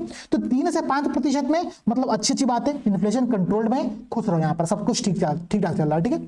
अब देखो भाई, अगर इन्फ्लेशन 5 से 10% के मध्य में आ जाए, उसको हम लोग कहते हैं वॉकिंग इन्फ्लेशन या फिर ट्रॉटिंग इन्फ्लेशन, ठीक है। जनरली क्या होता है ना कि डेवलपिंग कंट्रीज में होता है। अगर आप देखोगे तो भारत में जनरली जो इन्फ्लेशन का जो रेट है वो 5 से 10% के मध्य में चल रहा होता है, क्योंकि यहां पर क्या भाई, लोगों को रोजगार के अवसर देना है, ठीक है, लोगों को इंप्लॉयमेंट के अवसर देना है। और जब इंप्लॉयमेंट के अवसर मिलेंगे तो क्या होगा, इनकम बढ़ेगी, इनकम बढ़ेगी तो क्या होगा, ठीक है, डिमांड बढ़ेगा, डिमांड बढ़ने से महंगाई अपने आप यहाँ पर बढ़ जाती है। दूसरी बात, गवर्नमेंट क्या करेगी, गवर्नमेंट यहाँ पर बुनियादी निर्माण पर पैसे को खर्च करेगी, ठीक है भाई। इंफ्रास्ट्रक्चर भी तो बनाना है, सड़क, रोड, परिवहन, इंटरनेट, सारी सुविधाएं भी तो देनी है। तो डेवलपिंग कंट्री जब डेवलप्ड होने के प्रोसेस में होती है तो वहां पर जो इन्फ्लेशन की रेट होती है वो 5 से 10% के मध्य में होती है। गवर्नमेंट यहाँ पर एक काम और करती है, जितनी सारी वेलफेयर स्कीम्स होती है उन पर भी पैसे को खर्चा करती है। तो चलती हुई, ठीक है, मुद्रास्फीति यहां पर देखी जाती है, ठीक है, वॉकिंग या फिर ट्रॉटिंग इन्फ्लेशन यहां पर देखा जाता है। अच्छा, भागती हुई मुद्रास्फीति क्या होती है भाई, रन अवे इन्फ्लेशन क्या होता है, ध्यान देना भाई, यहां पर इन्फ्लेशन का जो रेट होता है वो 10 से 30% के मध्य में होता है, ठीक है, 10% to 30% के मध्य में होता है। और इस इन्फ्लेशन को हम नियंत्रण से बाहर कहते हैं, ठीक है, ये आउट ऑफ कंट्रोल हो चुका है, ठीक है। घर में 1-2 बच्चे होते हैं ना जो कि आउट ऑफ कंट्रोल होते हैं, वही आउट ऑफ कंट्रोल ये इन्फ्लेशन है, रन अवे इन्फ्लेशन कहा जाता है इसको, ठीक है। इस पर किसी का कंट्रोल नहीं हो चुका है यहाँ पर, अभी एकदम बाहर हो रही है, ठीक है। और अब हम लोग को सचेतन की बहुत आवश्यकता होती है यहाँ पर कि थोड़ा सा सतर्क रहो भाई, देखो क्या गलती है, तुरंत इसको कैसे कंट्रोल में किया जाए, ठीक है। और ये बैड सूचक होता है, ध्यान रखना, ये बैड इंडिकेटर होता है किसी भी चीज का। इससे भी एक बड़े लोग होते हैं, एक कुछ लोग ऐसे होते हैं घर परिवार में जिनको आप कितना भी समझा लो वो समझेंगे नहीं, उसको हम लोग कहते हैं हाइपर या फिर गैलोपिंग इन्फ्लेशन, ठीक है। ये ग्रेटर देन 30% होते हैं, ठीक है। 30% ज्यादा इन्फ्लेशन जब होता है उसको हम लोग हाइपर और गैलोपिंग इन्फ्लेशन के तौर पर जानते हैं, ठीक है। और इस कंडीशन में देश बर्बाद हो चुका रहता है, ठीक है। यहां पर कोई चारा नहीं है, देश बर्बाद हो रहा है, होने दो मस्त, ठीक है। जो राजा है वो आराम से मौज मस्ती कर रहा है, उस कंडीशन को हम लोग हाइपर या फिर गैलोपिंग इन्फ्लेशन के तौर पर जानते हैं। बात समझ में आ गया आप लोगों को? तो इन्फ्लेशन के प्रकार यहां पर आप लोग इस प्रकार से देख सकते हो, ठीक है। अब कुछ बातें और समझना भाई, कुछ बातें और इसलिए समझना कि देखो जब इन्फ्लेशन बढ़ेगा, जब मुद्रास्फीति बढ़ेगी तो क्या होगा कि गवर्नमेंट को, आरबीआई को मार्केट में अवेलेबल लिक्विडिटी को कंट्रोल करना पड़ेगा, ठीक है। तरलता को क्या करना पड़ेगा?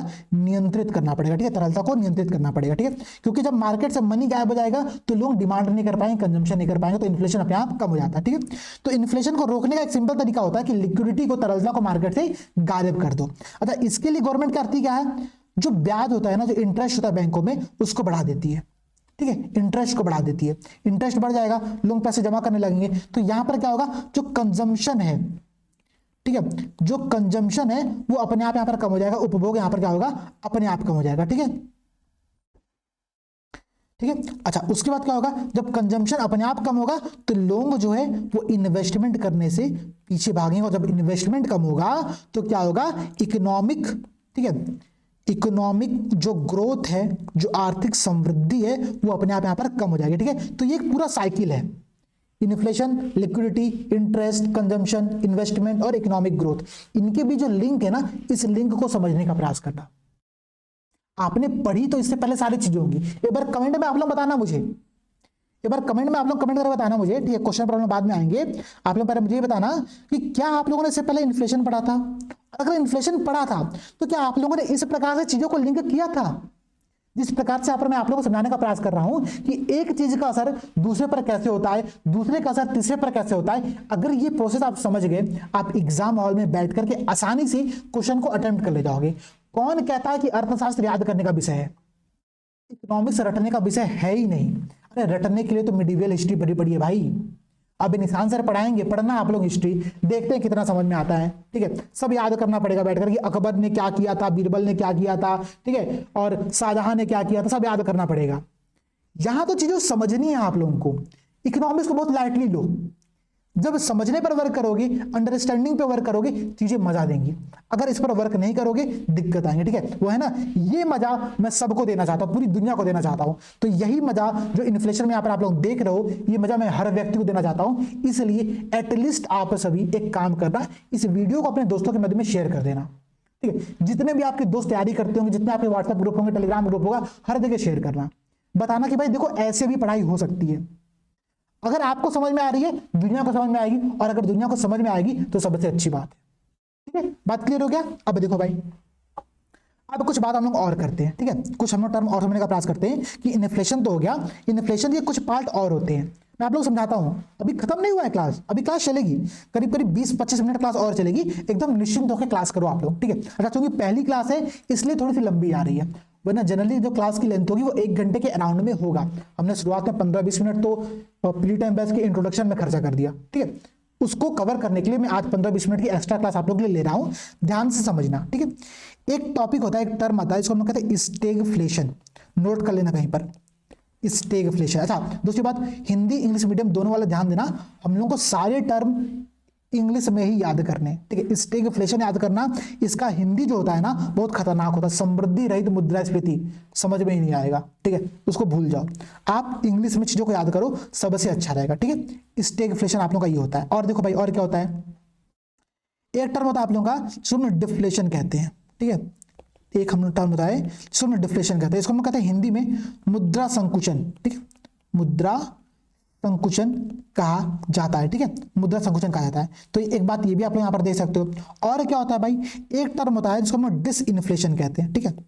डिफ्लेशन था, अब एक टर्म आएगा डिसइन्फ्लेशन, इसको हम लोग अस्फीति कहते हैं, अपस्फीति कहते हैं, ठीक है, अपस्फीति कहते हैं। अच्छा, जो आपका यहाँ पर ये मुद्रा संकुचन था, इसको कई बार अपस्फीति भी कहा जाता है, अपस्फीति भी कहा जाता है, ठीक है। इसीलिए मैं कह रहा हूँ कि हिंदी में मत जाओ, टर्म आप लोग इंग्लिश में याद करना। हालांकि मैं हिंदी में इसलिए लिख रहा हूँ ताकि हिंदी मीडियम वाले बच्चों को समझ में आए, ठीक है, एटलीस्ट, ठीक है ना तेरा भाई। आप लोग को याद इंग्लिश में ही करना है। देखो जितने टेक्निकल सब्जेक्ट होते हैं ना, जैसे कि आप लोगों का सीसेट का पेपर हो गया, आप लोगों का ये पेपर हो गया, ठीक है, आप लोगों का ज्योग्राफी का पेपर हो गया, वो टेक्निकल सब्जेक्ट है। प्रयास ये करो कि उन टेक्निकल सब्जेक्ट को आप लोग अंग्रेजी के कीवर्ड याद करो, ताकि आप लोगों को चीज समझना बहुत आसान रहेगा, ठीक है। और देखो भाई, एक टर्म आता है इसको हम लोग कहते हैं रिफ्लेशन, ठीक है, रिफ्लेशन। ये क्या होता है, इसको हम लोग हिंदी में कहते हैं पुनर्स्फीति, ठीक है, पुनर्स्फीति कहा जाता है, ठीक है। बात क्लियर हो गया। ये कुछ टर्म है, स्टैगफ्लेशन, डिफ्लेशन, डिसइंफ्लेशन, रिफ्लेशन। कई बार क्या होता है ना, एग्जाम हॉल में प्रश्न एग्जैक्टली ये पूछता है, इन टर्मों का मतलब क्या है। हम लोग टर्म के मतलब को समझ लेते हैं, ठीक है भाई, ध्यान से देखो।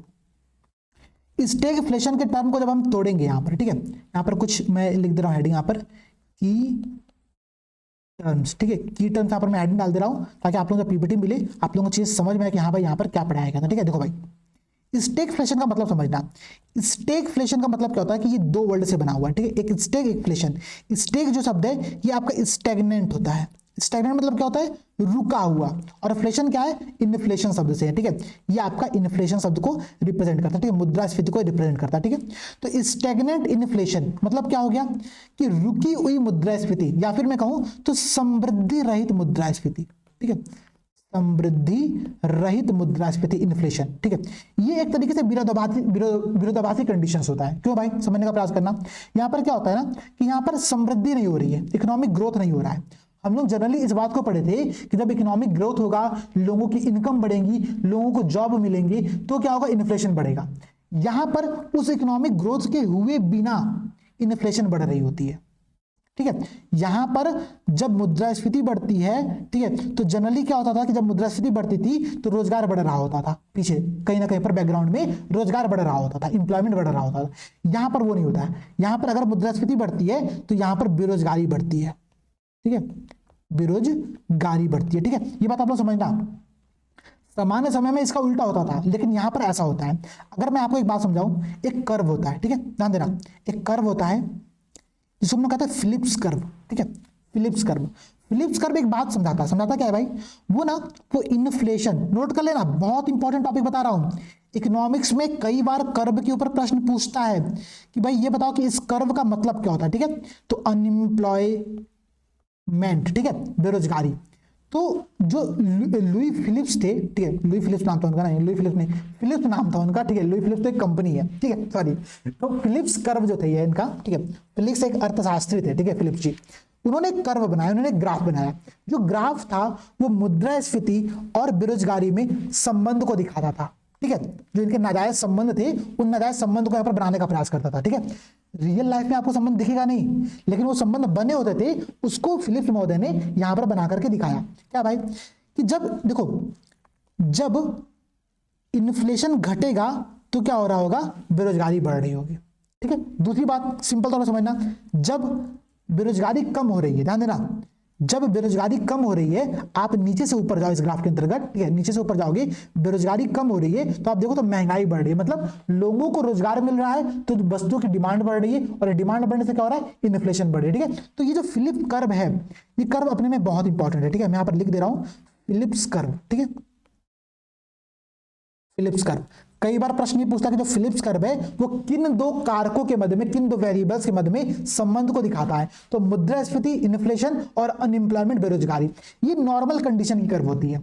अभी हमने देखा कि स्टैगफ्लेशन के कंडीशन में जो ये चीजें होती हैं, इसका अपोजिट यहां पर होता है। यहां पर जब मुद्रास्फीति बढ़ रही होती है तो यहां पर बेरोजगारी भी बढ़ रही होती है। तो इस कंडीशन में जो कर्व बनता है ना, उस कर्व का थोड़ा शेप अलग होता है। यहाँ पर मैं आप लोगों को बना के दिखाता हूं, उस जो कर्व का शेप होता है वो थोड़ा सा यहाँ पर अलग होता है, ठीक है। आप यहाँ पर इन्फ्लेशन मान लो और यहाँ पे आप अनएम्प्लॉयमेंट मान लो, ठीक है, इस साइड यहाँ पर आप अनएम्प्लॉयमेंट मान लो, ठीक है। इस कंडीशन में जो कर्व बनता है वो कर्व लगभग ऐसे होता है कि मतलब देखो, इन्फ्लेशन भी बढ़ रहा है तो अनएम्प्लॉयमेंट भी बढ़ रहा है, ठीक है। इस कर्व को सिर्फ और सिर्फ स्टैगफ्लेशन की कंडीशन में आप देख सकते हैं, ठीक है, सिर्फ और सिर्फ स्टैगफ्लेशन की कंडीशन में आप देख सकते हैं। ये सिंपल सी बात यहाँ पर थी। नॉर्मल कंडीशन में जो फिलिप्स महोदय का कर्व था वो कर्व इस प्रकार से था, ठीक है, कि इन्फ्लेशन और अनएम्प्लॉयमेंट में कर्व ऐसे बनेगा। अच्छा, बहुत से लोग ऐसे सोच सकते हो कि सर ये जो कर्व था, ये कर्व एक स्ट्रेट लाइन के तौर पर क्यों नहीं जा रहा है? स्ट्रेट लाइन में तो जा सकता था। देखो ध्यान समझना, अगर स्ट्रेट लाइन जा रहा है इसका मतलब ये है कि जब समाज में, ठीक है, अनएम्प्लॉयमेंट एक बहुत हद लेवल तक हो गया है, ठीक है, एक ऐसे लेवल तक पहुंच गया है कि जहां पर वस्तुओं को फ्री में बांटना पड़ रहा है, तो ऐसी कंडीशन कभी नहीं आएगी। कभी भी कितना भी मार्केट में बेरोजगारी बढ़ जाए, वस्तुएं फ्री में नहीं बटेंगी। हाँ, प्राइस कम होता जाएगा ये संभव है, लेकिन फ्री में बटेंगी ये संभव नहीं है। तो फिलिप्स कर्व इसीलिए स्ट्रेट लाइन नहीं होता है, ये आपका यहाँ पर एक कर्व होता है, ठीक है, और इस कर्व को यहाँ पर आप लोग देख सकते हो। ठीक है, तो जो प्रश्न बन सकता है, प्रश्न ये बन सकता है कि फिलिप्स कर्व में कौन से दो वेरिएबल्स होते हैं? इन्फ्लेशन और अनएम्प्लॉयमेंट। जो स्टेगफ्लेशन की सिचुएशन होती है, उस सिचुएशन में ये फिलिप्स कर्व यहाँ पर फॉलो नहीं होता है, उसके लिए एक नया कर्व बनाना पड़ता है, जो कि यहाँ पर बना करके मैंने आप लोगों को दिखाया। ठीक है, बात क्लियर हो गया? और देखो भाई, और क्या की टर्म यहाँ पर है? एक की टर्म में डिफ्लेशन का, मुद्रा संकुचन, अपस्फीति। ये क्या होती है भाई? ठीक है, ये क्या होती है एक बार समझने का प्रयास करना। डिफ्लेशन क्या होता है, इस बात को भी अगर आप समझ लोगे यहां पर तो बहुत इंपॉर्टेंट पॉइंट है। ठीक है, अच्छा, इससे पहले आप कुछ बातें और समझ सकते हो। दरअसल स्टेगफ्लेशन जब होता है ना, स्टेगफ्लेशन होने का कारण क्या होता है, इस बात को भी समझो। ऐसा क्यों होता है कि मुद्रास्फीति जब बढ़ता है तो बेरोजगारी बढ़ रही होती है? दरअसल इस स्टेगफ्लेशन की कंडीशन में डिमांड पुल इन्फ्लेशन काम नहीं करता है। यहां पर मांग बढ़ने के कारण से महंगाई नहीं बढ़ रही है। यहां पर महंगाई क्यों बढ़ रही है? क्योंकि कॉस्ट पुश इन्फ्लेशन काम कर रही है। यहां पर लागत बढ़ रही थी, इसलिए महंगाई बढ़ रही थी, इसीलिए बेरोजगारी से इसका कोई यहां पर रिलेशन नहीं होता है। बात समझ में आ रही है आप लोगों को? स्टेगफ्लेशन की कंडीशन में जो कारण होता है, वो कारण क्या होता है, यहां पर मैं लिख दे रहा हूं। यहां पर जो कारण होता है वो होता है कॉस्ट पुश इन्फ्लेशन।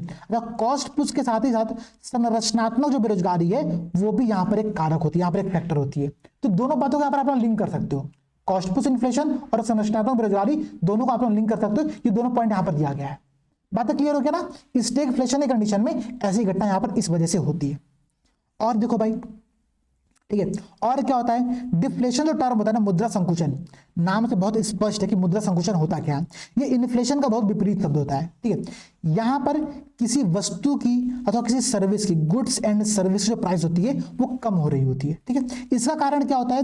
कारण ये होता है कि यहां पर जो डिमांड थी वस्तु की, जो वस्तु तो सर्विस की डिमांड थी वो सामान्य थी, लेकिन यहां पर सप्लाई क्या हुआ, वो बहुत ज्यादा हो गया। ठीक है, जैसे मानो अगर हमको 10 किलो प्याज ही चाहिए था, मार्केट में 50 किलो प्याज है, तो कौन खरीदेगा? कोई नहीं खरीदेगा, तो इसकी जो प्राइस होगा वो अपने आप कम हो जाएगा। तो इन्फ्लेशन की विपरीत कंडीशन यहां पर आप देखते हो कि महंगाई घटने लगती है अचानक से। ठीक है, क्योंकि मांग तो कांस्टेंट थी, लेकिन सप्लाई यहां पर बहुत अचानक से ज्यादा हो गया। एक कंडीशन यहां पर ये उत्पन्न हो सकती है। ठीक है, दूसरा कंडीशन और हो सकता है, कंडीशन हो सकता है भाई कि यहां पर आर्थिक मंदी आ जाए, मानो, ठीक है, आर्थिक मंदी आ जाए, या फिर बेरोजगारी बहुत तेजी से बढ़ जाए, या फिर मार्केट से जो लिक्विडिटी था, जो मुद्रा आपूर्ति थी, जो मनी सप्लायर था, वो यहां पर कम हो जाए। उन सभी कंडीशन में क्या होगा कि डिमांड कम होगी, और जैसे डिमांड कम होगी उसकी प्राइस क्या होगी, अपने आप कम हो सकती है। ठीक है, उसको हम लोग कहते हैं मुद्रा संकुचन। कई बार इसके लिए अपस्फीति शब्द का प्रयोग करते हैं, लेकिन कंफ्यूज नहीं होना है, क्योंकि अपस्फीति के साथ ही आता है यहाँ पर एक टर्म आता है जिसका नाम होता है अस्फीति। ठीक है, डिसइन्फ्लेशन। इसलिए मैं कह रहा हूं कि अंग्रेजी में चीजों को याद करने का प्रयास करो। अगर अंग्रेजी में याद करोगे तो चीजें बहुत आसानी से यहां पर याद हो जाएंगी। ठीक है, अच्छा, डिफ्लेशन का एक कारण और हो सकता है। ठीक है, डिफ्लेशन का एक कारण यहां पर और हो सकता है। मानो कोई देश ऐसा है जो कि एकदम डेवलप्ड हो चुका है, एकदम डेवलप्ड हो चुका है। ठीक है, मानो अमेरिका है। क्या अमेरिका में लोगों को प्रत्येक दिन मोबाइल फोन खरीदना पड़ता होगा? नहीं, वहां पर जो लोगों के खर्चे होंगे ना वो सीमित हो चुके होंगे, क्योंकि हर व्यक्ति के पास वो सभी चीजें होंगी, वो सभी लग्जरी आइटम होगा जो उनके पास होना चाहिए। तो उस कंडीशन में डिमांड मार्केट में अपने आप कम हो जाती है, और जब डिमांड कम होती है तो मुद्रा संकुचन की कंडीशन यहां पर उत्पन्न होती है, डिफ्लेशन की कंडीशन यहां पर उत्पन्न होती है। ठीक है, एक टर्म होता है डिसइन्फ्लेशन, अस्फीति। ये क्या होता है भाई? ये देखो कब होता है ना, जब मार्केट में, ठीक है ध्यान समझना, जब मार्केट में किसी वस्तु की प्राइस तो बढ़ रही है, ठीक है, मार्केट में किसी वस्तु की प्राइस तो बढ़ रही है यहां पर, लेकिन क्या समझना, उसकी प्राइस तो बढ़ी, लेकिन रेट ऑफ प्राइस बढ़ना वो क्या है, वो कम है। समझ में आया? नहीं, समझाता हूं, ध्यान समझना। मानो भारत में, ठीक है, मानो भारत में मोबाइल फोन की जो प्राइस है वो लगातार बढ़ रही है। मान लो, ठीक है। लेकिन जो इसका रेट है बढ़ने का ना, वो रेट क्या है, वो कम हो रहा है। पहले क्या था, पहले वर्ष में 1000 रुपए बढ़ा, दूसरे वर्ष में सिर्फ 800 रुपए बढ़ा, अगले वर्ष में सिर्फ 600 रुपए बढ़ा। यहां पर देखो अब रेट कम हो रही है, और जब रेट कम होती जाती है ना, उस कंडीशन को हम लोग कहते हैं डिसइंफ्लेशन। मतलब वस्तु की मूल्य तो बढ़ रहा है, लेकिन जो बढ़ने की जो गति है वो कम हो रही है, तो उसको हम लोग कहते हैं डिसइन्फ्लेशन। शॉर्ट टर्म में ये जो प्रोसेस होता है ना, ये बहुत शॉर्ट टर्म का प्रोसेस होता है। लॉन्ग टर्म में डिसइन्फ्लेशन आपके मुद्रा संकुचन में कन्वर्ट हो जाता है, क्योंकि प्राइस बढ़ने की गति अगर बहुत कम होती जाएगी, और कम होते होते क्या होगी, नेगेटिव में चला जाएगा, तो वहां पर आपका मुद्रा संकुचन की कंडीशन, डिफ्लेशन की कंडीशन यहां पर उत्पन्न हो जाती है। ठीक है, तो डिसइन्फ्लेशन बहुत शॉर्ट टर्म का प्रोसेस होता है। बात क्लियर हो गया ना? नोट कर लेना भाई, बहुत इंपॉर्टेंट टर्म है, यहां से प्रश्न बनते हैं एग्जाम हॉल में। एग्जाम हॉल में यहां से प्रश्न बनते हैं, इसीलिए मैं बार बार आप लोगों को समझा रहा हूं। रिफ्लेशन क्या होता है भाई? पुनर्स्फीति क्या होता है?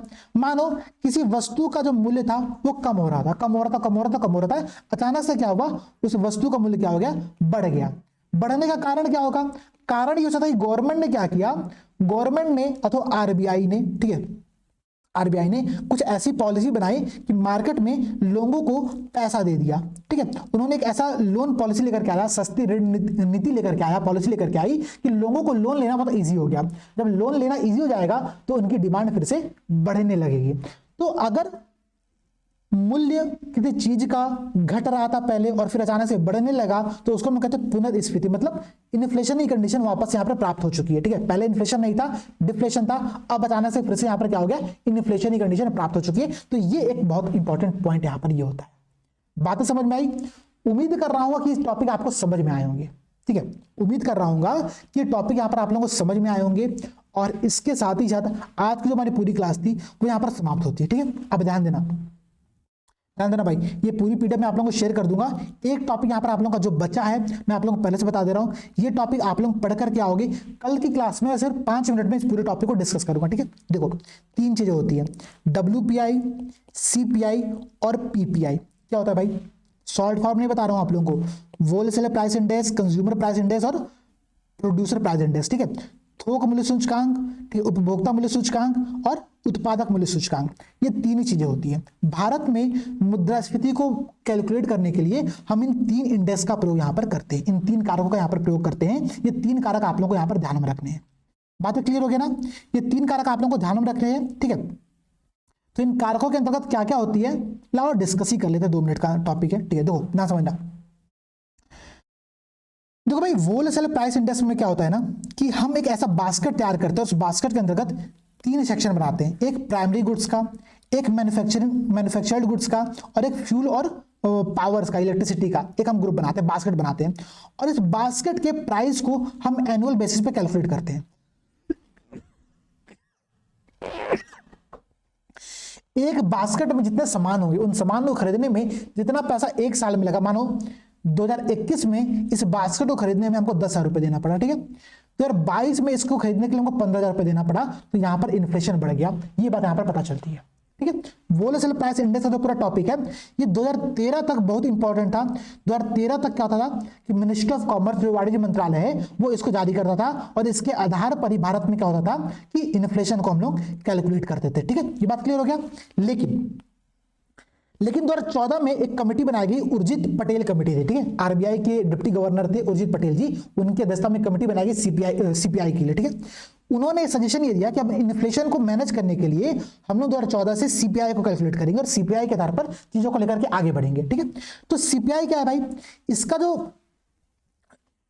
ठीक है, उर्जित पटेल कमेटी द्वारा सिफारिश किया गया था, वो था कंज्यूमर प्राइस इंडेक्स। मतलब कंज्यूमर को जो वस्तु खरीदते हैं उसका जो प्राइस होता है, उसके आधार पर इन्फ्लेशन कैलकुलेट किया जाता है। ध्यान देना, होलसेल प्राइस इंडेक्स में हम थोक मार्केट की बात कर रहे होते हैं, लेकिन कंज्यूमर को थोक मार्केट के रेट पर चीजें नहीं मिलती हैं, उसको रेट उस पर मिलती है जिस पर वो खरीदने जाता है। भाई अगर आप एक पेन लेने जाओगे तो आपको थोक रेट थोड़ी मिलेगा, यहाँ पर आपको तो उस पेन की कीमत चुकानी पड़ेगी। ठीक है, जो भी कीमत होगी, जो आपको आपके नियर बाय जो शॉप होगी वो आपको बेच रही होगी। तो कंज्यूमर प्राइस इंडेक्स का कॉन्सेप्ट इसलिए यहाँ पर ऐड किया गया। ठीक है, ये पॉइंट आप लोग ध्यान में रखना। ठीक है, और पीपीआई भारत में कैलकुलेट नहीं होता है। ठीक है, तो ये 2 चीजें इनको ध्यान में रखना। इनके आधार पर बहुत सारे पॉइंट्स और होते हैं, इनको हम लोग कल की क्लास में डिस्कस करेंगे।